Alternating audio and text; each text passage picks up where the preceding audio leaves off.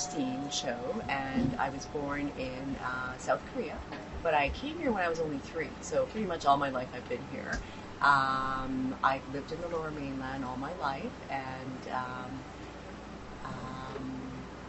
I went to and did actually all my studies, never thinking that I was going to own my own shop and a dog bakery, but this is where I led.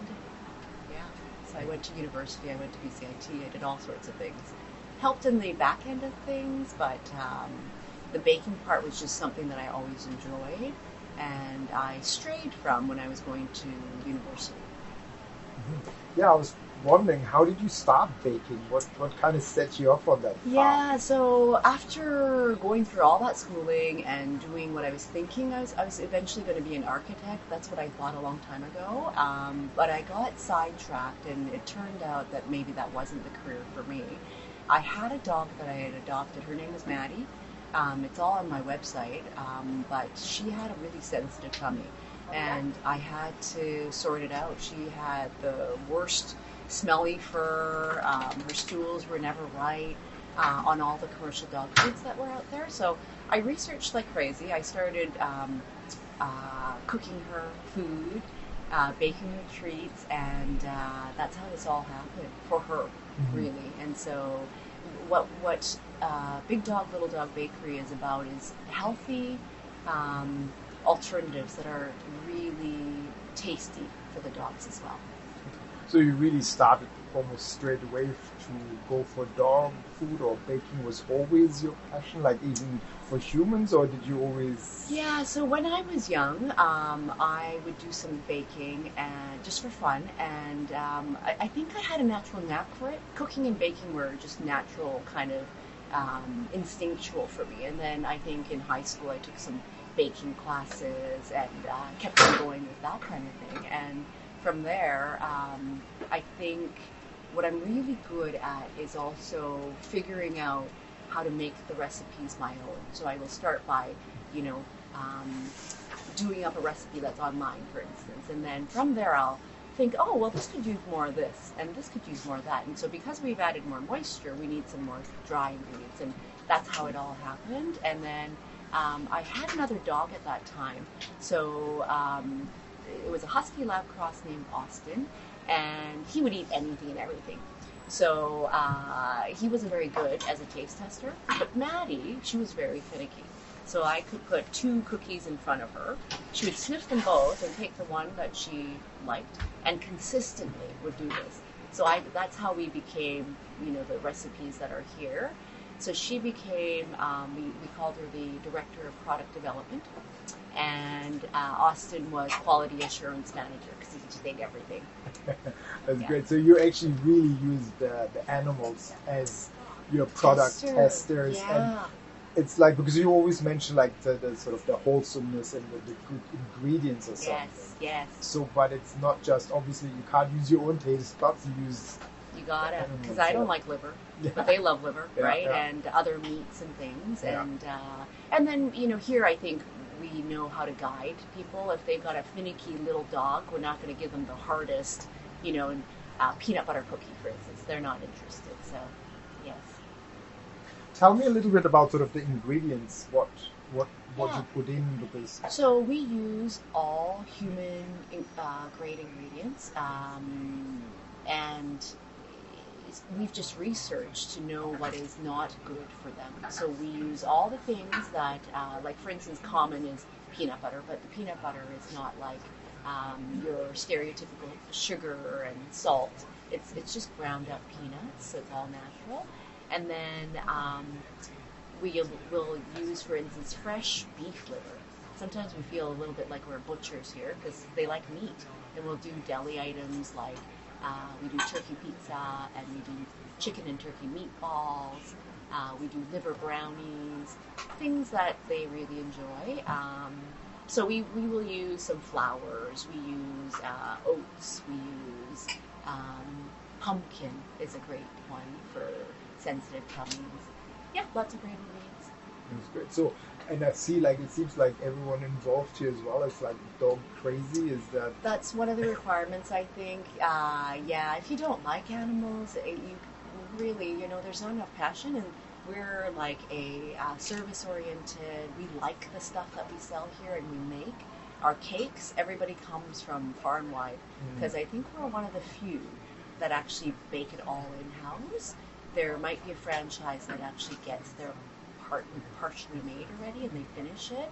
But yeah, people from all over come all over the Lower Mainland for our cakes. Yeah, tell me a little bit about your sort of your customers or your community that.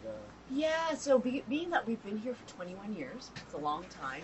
There were 2 other stores that we had as well, so we had our name out there. We also did Christmas time gigs in the malls to get our name out there for some time, but this is the one and only now. And our customers, they love their dogs and cats as much as we do. They totally appreciate the knowledge that we have. A lot of them come in with dogs and cats with sensitivities, allergies, and we can sort it out. If they have a condition, we're like, oh, well, it sounds like this. Let's ask some more questions. What are you feeding? What other treats are you doing? You know, does your dog pick up things from outside? And from there, we guide them. We have not only all our great treats and cakes, but we have like the best food for the best prices, and we do the whole gamut of dry, cooked, raw, and we can guide them.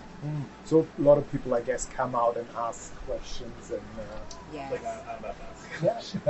Go So for it. when you said you make Christmas cakes in the mall, that was like for human consumption, right? Or No, it was all for dogs and cats, and so it was a Christmas stall that we would have, or an inline store that was temporarily available. Okay, got it. And then we would set up with all our goods, actually. Some of them were as big as the store. And we would do that for 2 to 3 months. Yeah, and get our name out there. And the people there were like, oh my goodness, why can't you stay? Yeah. And so I have another follow-up question, sort of. Yeah. Were you cooking for humans before you, like, you know, baking for people before you were baking for dogs? Only for family and friends. Okay. You know, just for fun. Yeah. Okay. Yeah, not commercially. Yeah. Mm-hmm. Cool. I think one thing that's like, I have a burning feeling to ask this. So you probably have a lot of theft from those animals trying to steal those goodies because my dog would, or. You know, it's funny. They get used to it, and they're good dogs. Okay. They know what's theirs, and they get plenty. Like, so they're Yeah. not steal because they're getting treats all the time. Okay. When a dog comes in and visits with their owner, if they're getting a cookie, usually they're getting one too, so they're eating all day long. Okay. Yeah, no need to steal. Okay. How was COVID? I think we have to Right. address just a little bit. Yeah. How did you deal with that? So, it was so scary initially because all the rules had to change. And we had already decided that we needed an online sales format, but we had slowly, because there wasn't a lot of time, we were slowly creating where we could have online sales. And we had to prioritize that. So we launched fast because we already had a POS system that had the capabilities of a website that we could sell from. But when there's no push, you know, you just go slowly, right? So we made a big push, and then because it wasn't really done nicely, we ended up redoing it again at one point after we had some time. But we ended up having to make the hard decision initially to close the doors from people coming in, which is very scary.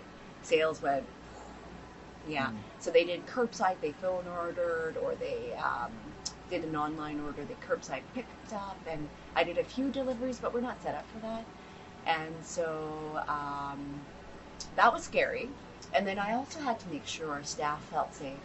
So it was a consultation of when we can actually open, what our rules are going to be, how many people to let in.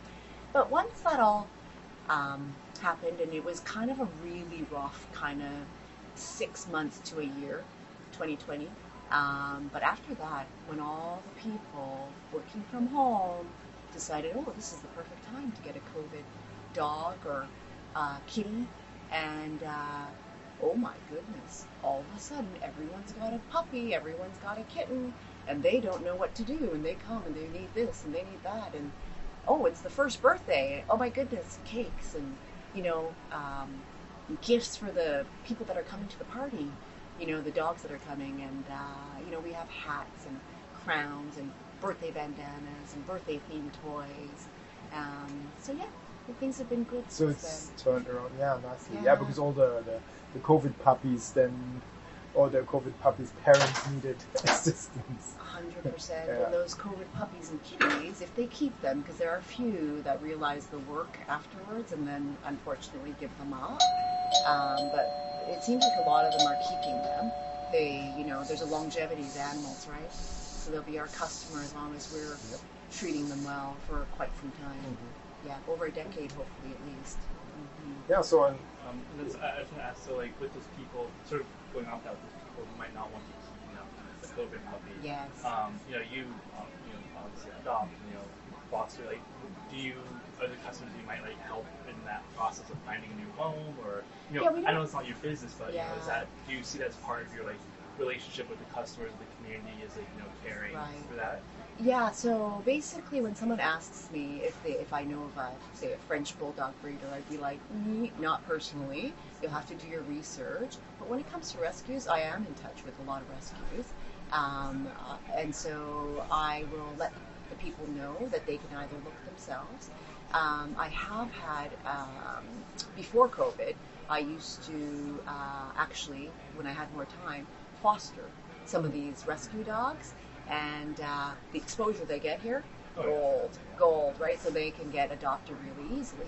So I've adopted a bunch of my fosters out to my customers, and they're still my customers. And then we also work with the local Pacific Assistance Dog Society.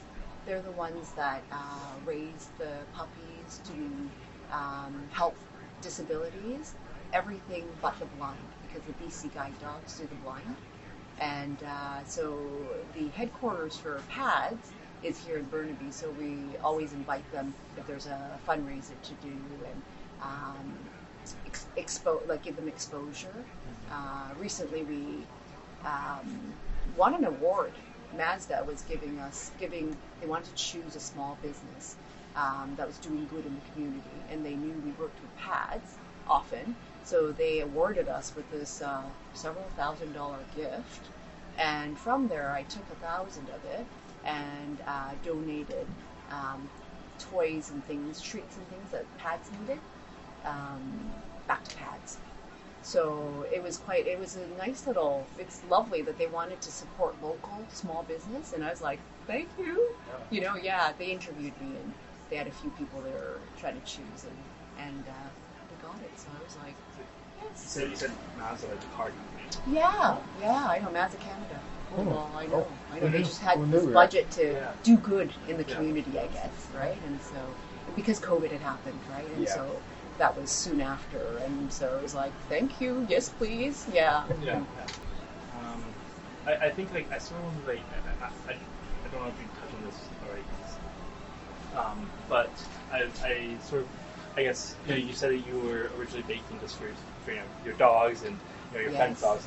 So what sort of pushed you to open up this, beyond doing like the seasonal things, like what was sort of the catalyst that brought this into existence? Yeah, so the catalyst, I think, would have been that at that time in my life, I realized I'd gone through the education and tried to become possibly a professional, and I wasn't really liking what I was seeing.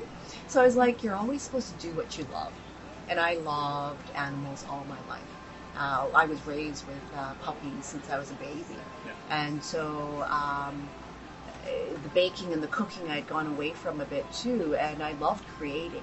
And I may not like the monotony of every day, so I got a baker to help me out, but I like creating. And so that was a catalyst, I think. First, helping my dog who needed help with her pancreatitis and her sensitivities. And then I love helping people. And my customers, they come looking for me, that I have to kind of train them, that my staff can also help because I've trained them. But they come looking for me because they know that I will ask the appropriate questions so that I can fix their problems, guide them to the right way, and they almost see me as a nutritionist almost, even though I don't have those credentials per se, and or like a vet almost, because I can kind of figure things The out. unofficial community vets. It seems to be, yeah. Sometimes they'll call even, and they'll be like, "Oh my goodness, this is happening. What should I do?" Yeah, and I'll be like, "Well, ask a few more questions," and I'll be like, "Oh yeah, you should do this and you should do this," and they're like, "Oh my goodness, it worked!" And they're so happy. I'm so happy. Yeah. So I think that's what the catalyst was, is that I could see that I could help people and their dogs, and I rather actually enjoy what I do. Work is never always awesome, but I have to say most days I'm not dreading ever going into work. It's one of those things, right? Yeah. I think that is there anything else you want to any interesting stories fun or story or something you wanna something that might be you wanna fun share, to or add? like I a think you future had a project? question about an interesting customer. Yeah, It's been a interesting while, customer. but I remember I was like thinking back, going, I had lots of excellent customers. They're so amazing. But interesting would be one of them a long time ago, when I first started, actually, asked if I could help them because they wanted their 2 dogs to get married. They wanted to breed them, and so they wanted them to be married first. Yeah, very traditional. So they wanted, obviously, a wedding cake, but they wanted, because we sell costumes and things, so they wanted a wedding dress and a tux with a top hat, and they wanted, like wedding favors and all sorts of things. So that was interesting. And then the one other thing I was thinking about was there was a kind of an obscure film, but there was a film, a dog-related movie they were creating, and they wanted me to make a giant cake. It was like, I think about 2 feet tall by maybe about 2 feet diameter, in these various colors that the dog had to eat and whatever. And I was just like, wow, that was the most giant cake I've ever made. Many layers.